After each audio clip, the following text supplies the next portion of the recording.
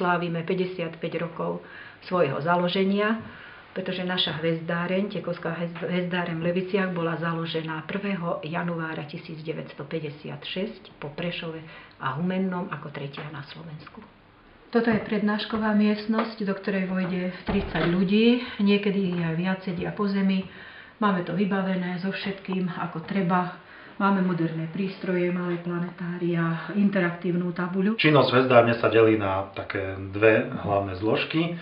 Je to popularizačno-edukačná a odborno-pozorovateľská činnosť, kde teda v tej prvej časti sa zameriavame na verejnosť, či už sú to od maličkých detí, od materskej školy až po tých najstarších návštevníkov, dôchodcov.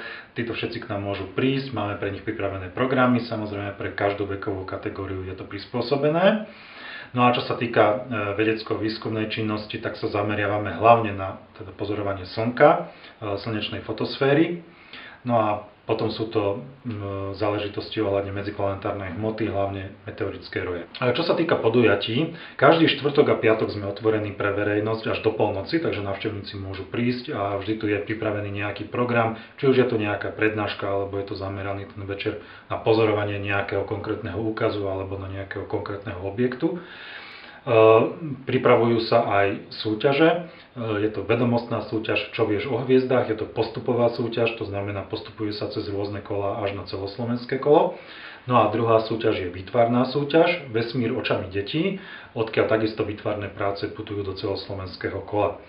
Ďalšou takou pripravovanou aktivitou je letný astronomický tábor, na ktorom sa môžu teda zúčastniť aktívni členovia astronomických krúžkov, či už krúžku na hvezdárni alebo prípadne krúžkov na iných školách a takisto víťazi súťaží vedomostných.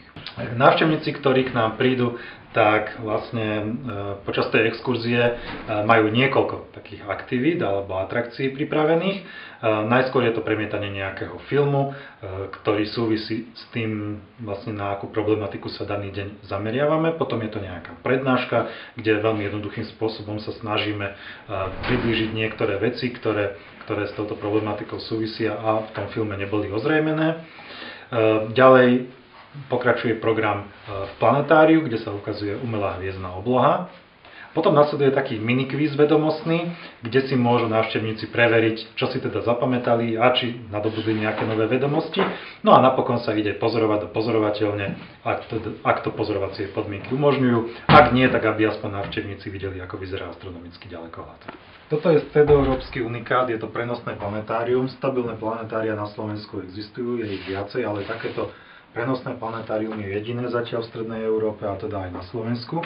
Toto planetárium umožňuje vlastne preniesť hviezdnu oblohu, umelú hviezdnu oblohu kdekoľvek, kde je možné nafúknuť vlastne tú nafúkovaciu časť, alebo teda tú umelú hviezdnu oblohu. No a do toho sa vnútri vloží vlastne projektor, ktorý cez cylinder robí projekciu na tú umelú hviezdnu oblohu. Pomocou prenosného planetária si môžeme znázorniť hviezdnu oblohu bez ohľadu na to, aké sú pozorovacie podmienky, bez ohľadu na to, či je deň alebo noc. Takou zaujímavosťou je to, že vlastne letí na planetu Venušu pozdrav z našej hvezdárne, z Levíc. Je to konkrétne sonda, ktorá sa volá Akatsuki a je určená na výskum klimatických podmienok na Venuši.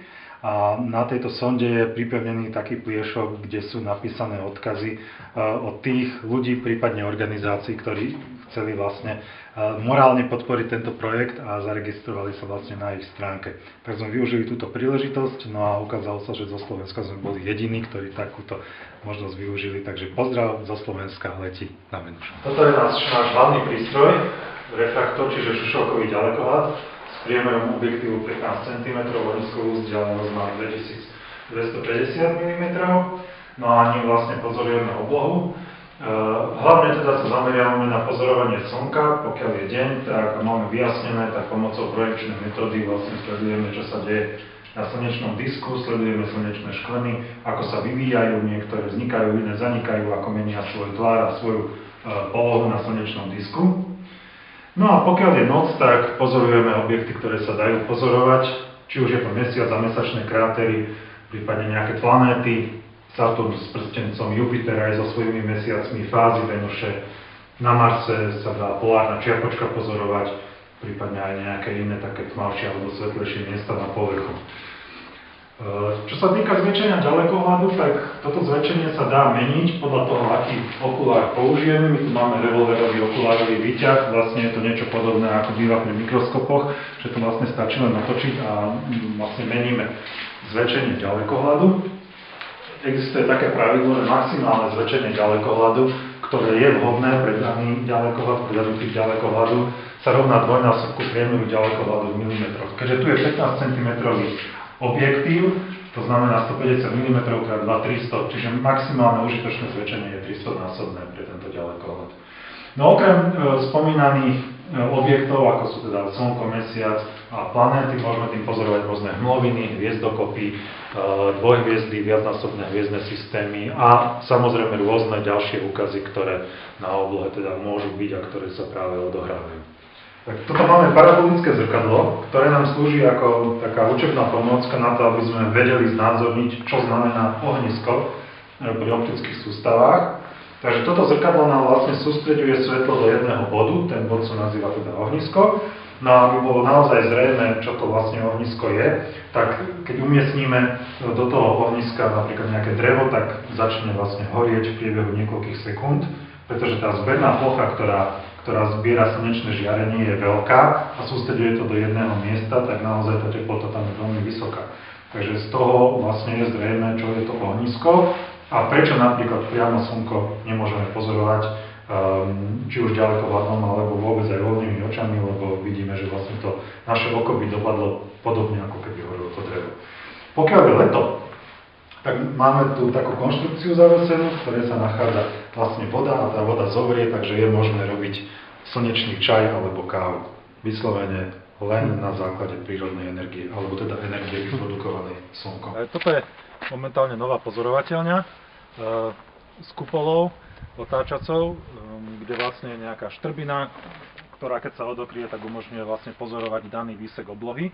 No a tá štrbina sa natáča na to miesto, ktoré chceme potom pozorovať. Vnútri bude umiestnený ďalekohľad typu Cassegrain, to je na rozdiel od šošovkového, ktorý bol v predchádzajúcej pozorovateľni, zrkadlový ďalekohľad a priemer vlastne zrkadla toho ďalekohľadu bude 40 cm. Čiže na rozdiel od toho predchádzajúceho ďalekohľadu, ktorý mal 15 cm, vlastne tú plochu, ktorá zbiera svetlo prichádzajúce z hviezd, tentokrát to bude 40 cm a preto aj dosah toho prístroja bude podstatne lepší, budú viditeľné slabšie objekty. No a keďže bude aj dlhšie ohnisko, tak bude možné dosahovať aj väčšie zväčšenia.